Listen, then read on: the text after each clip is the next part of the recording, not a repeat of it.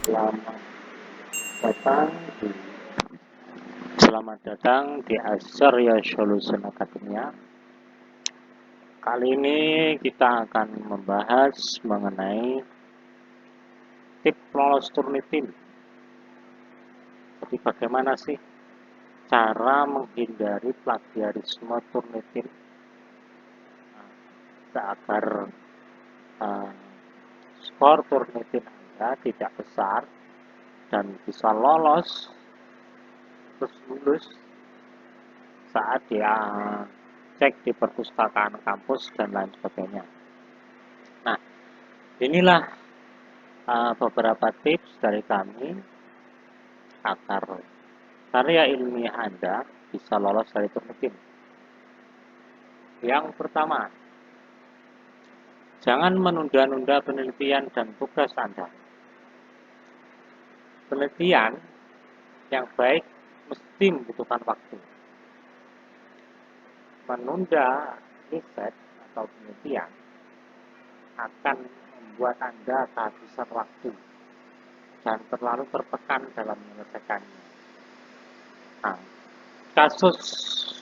banyakkan kasus atau klien yang datang kepada kami hampir 100% mereka itu yang terburu-buru.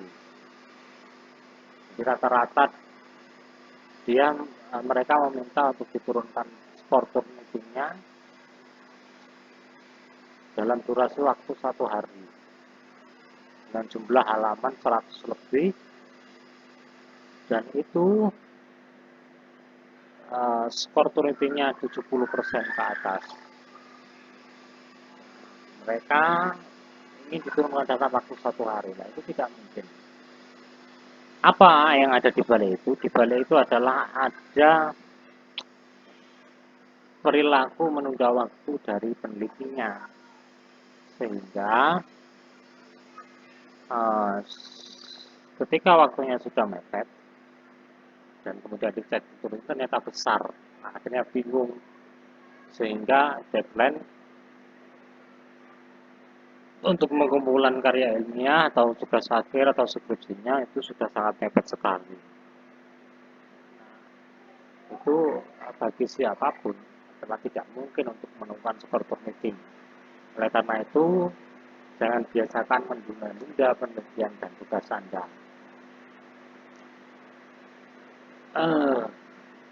Riset bagaimanapun juga itu membutuhkan waktu,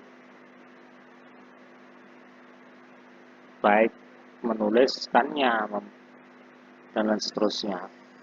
Seringkali perilaku terburu-buru membuat peneliti itu kemudian enggan melakukan, misalnya meringkas buku bacaan mereka. Mereka maunya tinggal tulis kopas gitu aja, sehingga apa yang dia tulis terdeteksi Turnitin besar. Selanjutnya, teliti, telaten, jadilah 100% teliti dalam pencatatan Anda. Maksudnya apa? Maksudnya ketika kalian membaca dari sumber apapun, itu jangan disimpan gitu saja, tapi dicatat. Ambil ide-ide pokoknya saja. Kemudian dari ide pokok itu, kalian rangkai menjadi kata-kata. Dari ide-ide pokok. Misalnya mereka ingin menyampaikan apa dalam satu paragraf itu. Ambil intinya saja. Dan ada penelitian yang menemukan bahwa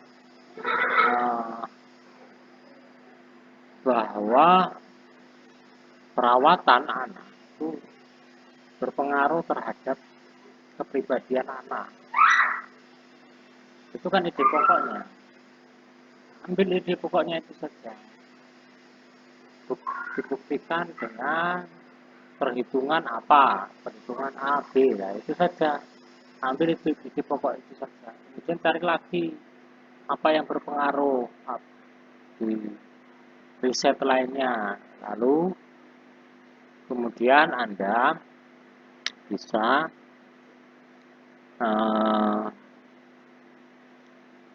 merangkainya dalam satu paragraf. Itu. Ide-ide pokok itu kalian kembangkan sendiri. Jangan melihat teks, jangan melihat ulang teks yang sudah kalian baca, jangan menirunya. Kalau meniru sudah pasti 100% tulisan Anda akan terdeteksi plagiasi. Kutip sumber dengan cermat. Jadi yang namanya plagiarisme itu bukan hanya kasus karena kita mengkopas tulisan orang lain dalam tulisan kita, tapi mengutip walaupun sudah kalian tulis dengan ide bahasa kalian sendiri, kalau tidak dikutip dengan cermat, maka itu juga dinamakan plagiasi. Bagaimana cara mengutip dengan benar? Ini salah satu contohnya. Biasanya yang pertama nama ya. Nama belakang dulu, kemudian nama depan. Setelah itu tahun terbit. Ini kalau style apa. Kemudian judul ditulis tegak dengan huruf depan kapital di awal, kecuali kata sambung. Kemudian kalau jurnal itu harus ada nama jurnalnya, kemudian volume dan nomor terbitannya, kemudian tulis nomor jurnal dari halaman awal dokumen PDF yang kalian download hingga halaman terakhir, kemudian DOI-nya bagaimana. Itu cara pengutipan yang benar untuk jurnal. Ini saya contohkan khusus jurnal. Itu. Kemudian terakhir, pahami cara parafrase yang baik dan benar. Bagaimana memparafrase yang baik dan benar? Tentunya dengan menggunakan kata-kata Anda sendiri untuk meringkas suatu poin atau konsep. Kita contohkan ini. Ada suatu paragraf asli berbunyi begini. Walden Pond Digital akan menampilkan sudut pandang orang pertama di mana Anda dapat menjelajahi Anda dapat menjelajahi New England yang rimbun di daun. Berhenti untuk memeriksa semak dan memetik buah, melempar pancing, kembali ke kabin yang dimodelkan setelah turun dan hanya berkeliaran sekitar hutan, bergulat pertanyaan untuk ketahui. Kemudian di parafrase yang benar dalam video game Walden Pond yang akan datang adalah game orang pertama yang simultan kehidupan pengalaman Toro ketika dia tinggal di Walden Pond. Berdasarkan karya Toro yang terkenal Walden dan seterusnya. Jadi hanya diambil ide, pokoknya saja apa. Itu intinya. Nah, terakhir, jika Anda terjebak plagiarisme tulitin, alternatifnya gunakan jasa sulit kami. 100% menggunakan teknik parafrase dengan model sebagaimana dijelaskan di atas. Jangan lupa hubungi Acara Resolution Academia di Instagram kami, Klinik Jurnal, atau kontak WhatsApp admin kami 08133572774 atau kunjungi website kami ascaria.id.